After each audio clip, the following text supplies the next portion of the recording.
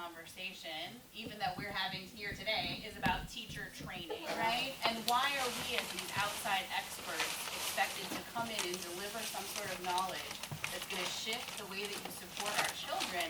That's not what this is about, right? This is about changing the system that operates, right?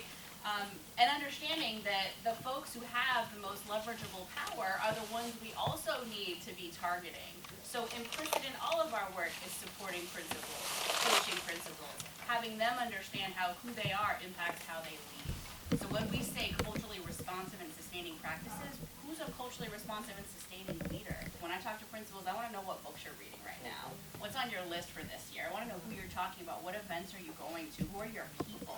We literally are having the same conversation with our bus drivers, our operations folks, administrative staff, all have a sense of what this language of cultural responsive and sustaining practices means. What does equity mean? And what are you asking of me to disrupt and dismantle within my sphere of influence?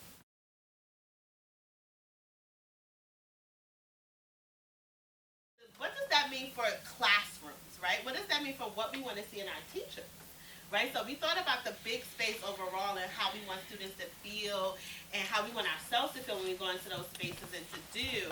But what is it that we want student-teacher interactions to be like?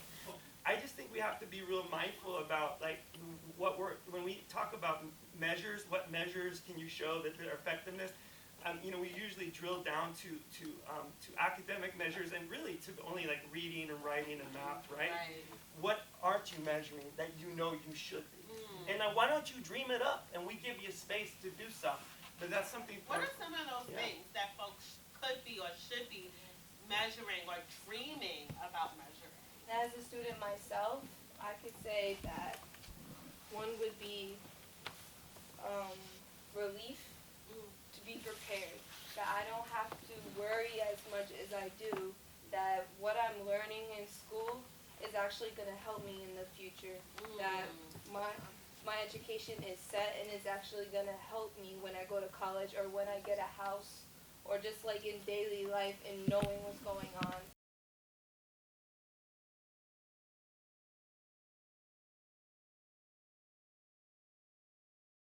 Part of it is in reflection to what you just said, that the students in the classroom will actually want to become teachers, that would be a measure of success. And another, in a reflection to something someone else said, is that students will see a greater number of possibilities for themselves, that they will see a diverse number of career choices or life choices if our teachers are being better teachers. Are the principals getting training too? Because otherwise we're going to have a problem if the district is up here and I got the green light from her, the superintendent, but all of a sudden this teacher's giving me problems, but I don't have any relationship with the principal. I'm a mother of a daughter, an African-American, beautiful black girl, magic child that has never had a black teacher. Right? I love this dialogue, but we got to start creating the baby victory steps to get to these things, right? Because sometimes these victories seem so hard to obtain, and then we get to a point where we're like, how do we get that? Like, that's utopia for me. Like, oh my God, you're fighting. But then it's like, yeah, this race is behind the district. It's not we ain't there yet.